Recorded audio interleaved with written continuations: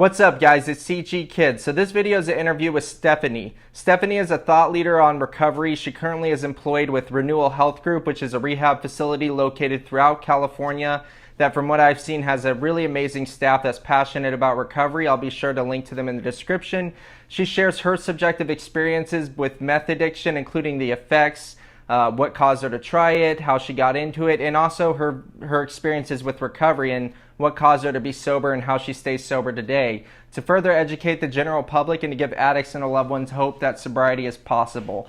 I speak very highly of her. I think she's a great person, and I really commend her courage for coming out and sharing to reduce the stigma of addiction. So let's jump into it. What's the story behind the first time you used meth? I think it was, I don't know, I was always doing things I shouldn't be doing, right? And so when it was introduced to me, I first started using cocaine. Like, that was my first drug of choice when I was 18. It was like I was hanging around all the wrong people and drawn to like the craziness, you know, before I even like took my first drug. So it was always, I don't know, interesting, and I always thought about doing, you know, substances or whatever, but when it was presented to me, it was like a no-brainer, like I was going to do it. I was just sitting in a room and they said this works and stays, you know, lasts longer. So I was just like, okay, I'll try it. You know, it was just, I don't know, like a desire. I didn't want to just watch people. I wanted to do it myself, you know? So I was just sitting in not a crack house, but, you know, I don't know, a house where everyone was using. And so I just picked it up and started using it. And from that first moment, it was just on, you know, loved it. It was almost like an overwhelming of like, you know, people talk about when they have their first drink. It's like, oh, you know, they found their thing. When I smoked meth for the first time, it was an overwhelming sense of like belonging. I don't know why or how, but it was like that up until my very last time I ever used it. It did something for me that I couldn't find outside of myself, you know. So, like, more specifically, what were the effects? Like, like, if you could describe, like, you know, physical and psychological effects. Like, did you feel like teeth clenching, like stuff like that? Like, yeah, teeth clenching, almost like goosebumps. Like, my mind was just like racing, but I automatically just wanted to go. Like, it wasn't, a lot of people, when they talk about using meth for the first time, they feel stuck. For me, it wasn't. It was like almost liberating. So it was like, let's go. Like, let's go for a drive. Let's go, you know, hang out. Like, let's go shop, like whatever. It was never like where I felt like I wanted to hide, you know? It was so like just my whole body felt not tense, but like go. Like that's how I remember it, you know. It was just so like I said, like goosebumps. My brain was, it's like it turned on. It was interesting, you know. It was I think because long before I did my first drug, I was always this yearning for more. Like in recovery, we know now like what that feels like in a positive way, but before I took my first drink, there was always this yearning for more. And when I smoked meth for the first time, it was like that feeling of yearning for more was gone. Like, I literally felt like I had been waiting for that moment my whole life. Euphoria, complete euphoria. Like, and that's how it was, like every time I used it. There was never a time where I thought like, I better stop doing this. It was like I had to, when I was sleeping, like when I finally fell asleep after days of using it and woke up, it was like that was the first thing I thought about doing. Like, I could not function without it, but not in a negative way.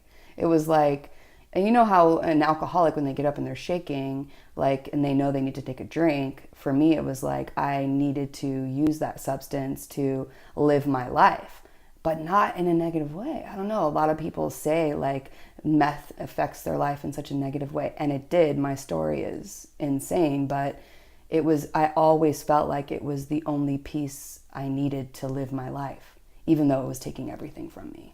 So, like, you know, duration of action, how long did it last for you whenever you would use it? 6 hours. I mean, when you're smoking it, when you're using an, you know, IV, it's a whole different experience. I feel like it lasts shorter for me when I used to use needles, you know, but when I was smoking it, to me, it lasted, you know, 6 hours. But the longer I used it, I felt like I had to use more and more and more of it to have the same effect as I did in the beginning. Did you know, like, this is might just be me, but it's one thing I noticed was a difference between if it was pink or not. Or, like, do you know what I'm talking Yeah, I about? do know exactly what you're saying. I haven't talked about. It's so funny. I've never asked anyone this before I haven't talked because I about brought meth this like up this and in a long time. people tell me that, you know, that like pink can only be in purity, but it was always stronger. Yes. Or blue. Yes. And people keep telling me that, and I've never actually asked to interview with that before. But did you find the color was Yes, strong? I feel like if it was just strictly white, it wasn't as powerful. Pink to me was pure.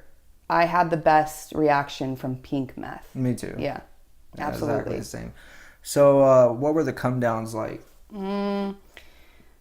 Sleep, I feel like. Sleep, that was it. For me, it was not, there was never like a hard come down, just being tired. Because it was like go, you know, it was like so go. And I would stay up, like no, when you stay up for several days, that's a whole different come down because then you're seeing shit and, you know, like there's like a whole plot for your life out there, you know, that kind of come down, you know, when you're having that negative effect of staying up for so many days, that's different. But for like, when I first started using it, I used it all the time. And then I stopped using it for 3 years because I got pregnant with my daughter.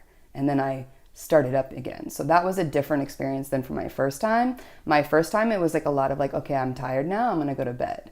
And then when I stopped using it for 3 years and picked it up again, that was a whole different experience for me. Like how, like in the sense where you were, like how was your use? Was it like binge using? No, every day. Yeah, every day, but you were able to go to sleep at night. Yeah. That's really that's insane to me. You know, everybody reacts so differently. What did you ever become a binge user? When I picked it up again after that first 3 years, it was still every day. Like I couldn't, like once I picked it up, it was the love affair. Like it's almost like, you know, getting a new boyfriend. Like you have to have him, you know, all the time because you're just so like addicted to that, the beginning stages of a relationship. And like with meth, it was the same way for me. Like especially the second time because I had been so dry. Like I didn't know anything about addiction or alcoholism or what that looked like. Back then, I was 21 when I had my daughter, so I had been using meth for a good 2 years then because I picked it up when I was 18 and used it straight for 2 years.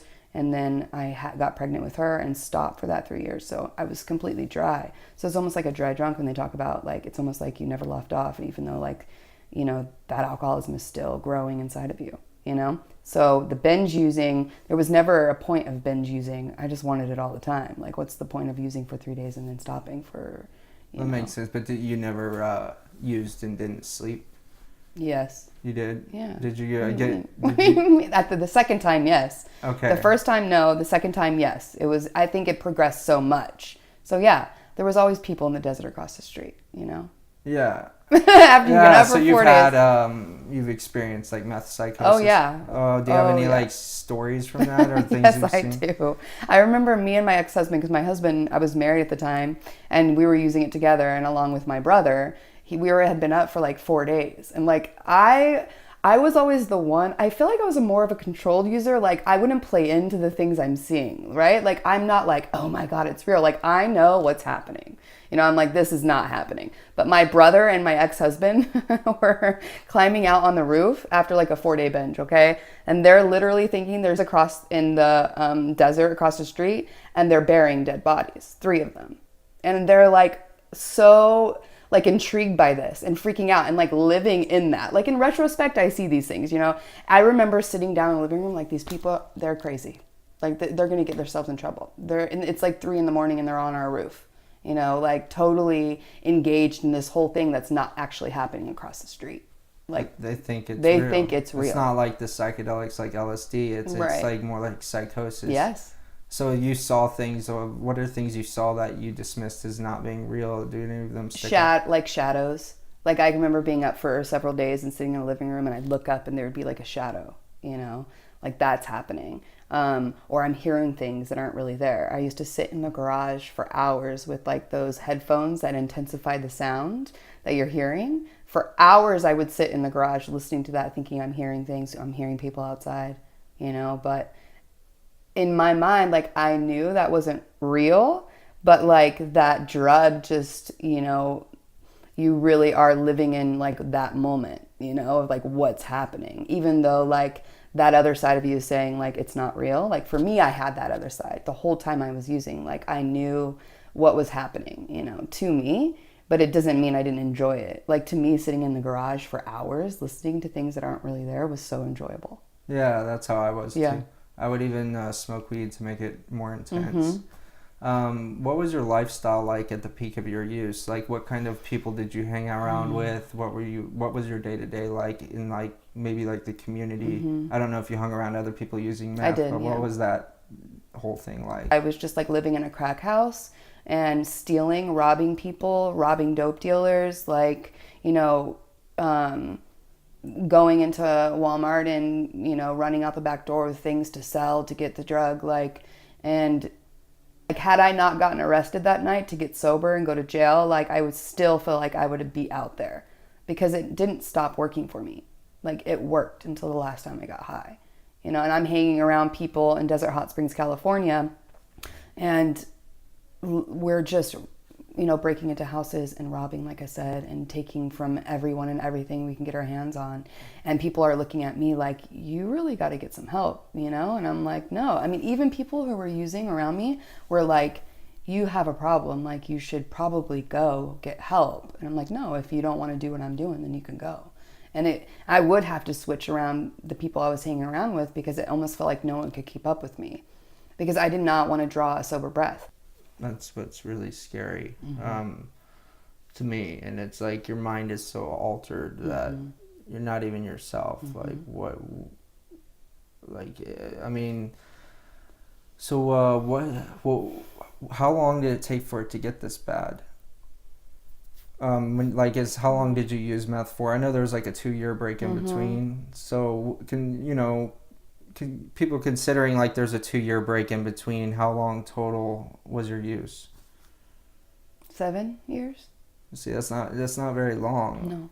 No. To go from one person to something completely different. And from my understanding of your story is before that 2-year break, it wasn't really like that. You were still had a job, you were still functioning. So really after that 2-year break, I can't really do the math, but it would only be a couple years for it to get that bad. So I was like 2-3 years before it was like all consuming. And that's what's really scary because you forget who you are that fast. I remember I used to see faces of meth, and I used to think I'll never let myself get like that when I was young. But then I remember feeling a high of meth, and I was like, I'll give anything for it. Yeah. And so what ultimately caused you to get sober? What was the moment that you made the decision? And I don't know, like events around it. Like, what's your story with your decision to get sober? Well, it really wasn't my decision because I ended up in jail. I feel like they arrested me and I was looking at some pretty serious prison time. And it didn't really matter to me.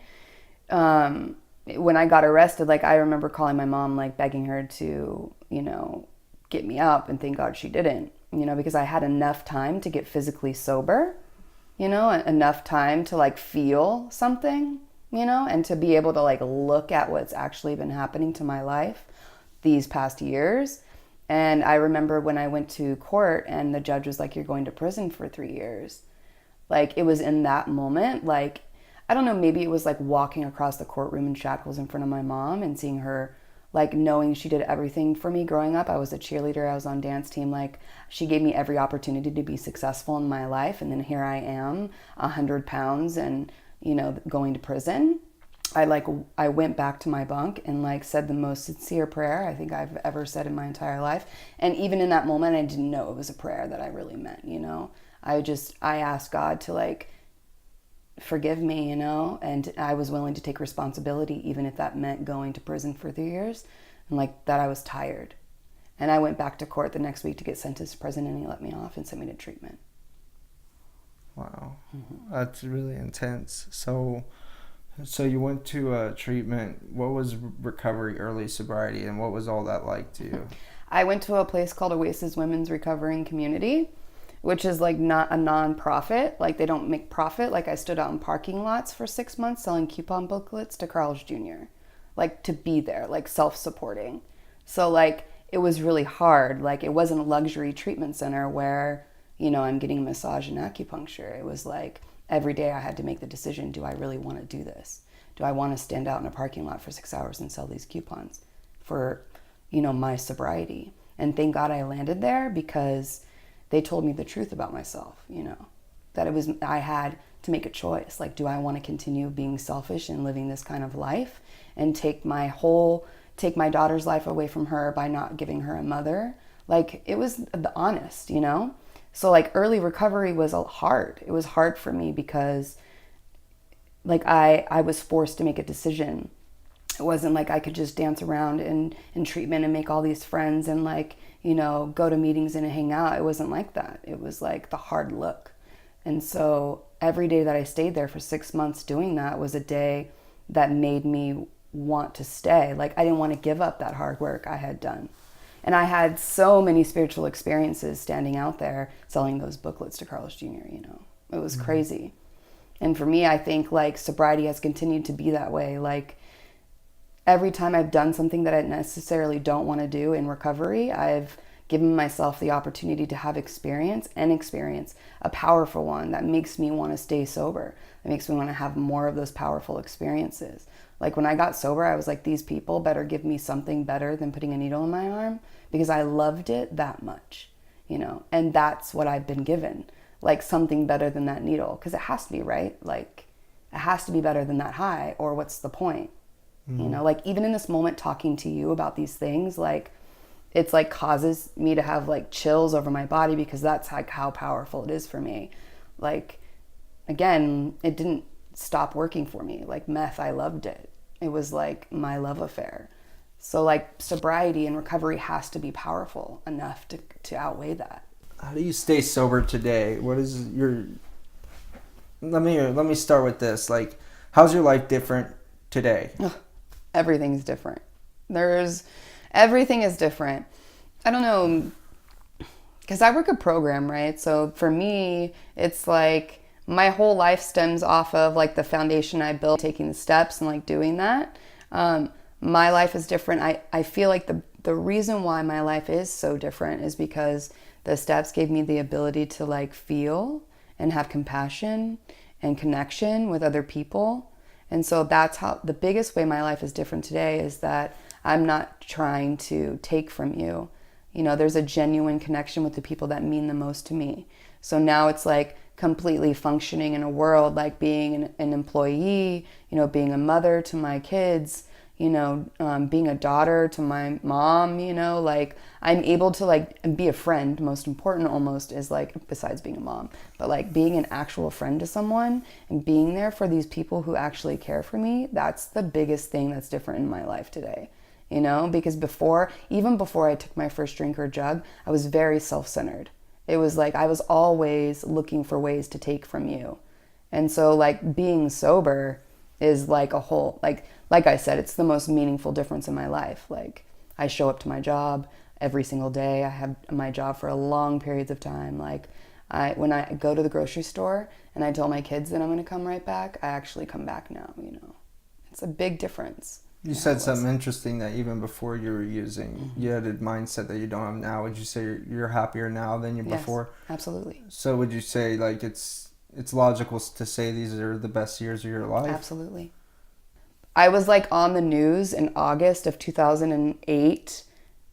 No, wait.